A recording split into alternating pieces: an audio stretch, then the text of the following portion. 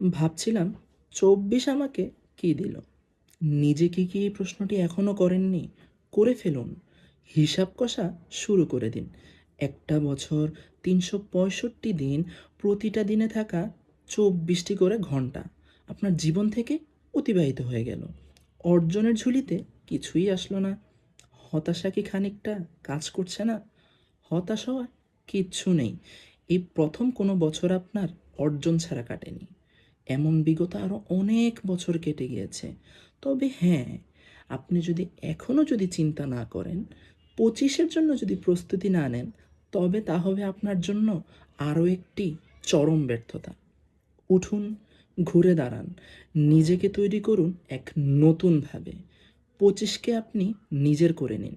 আপনি অবশ্যই পারবেন। ২৫ হবে শুধুই আপনার।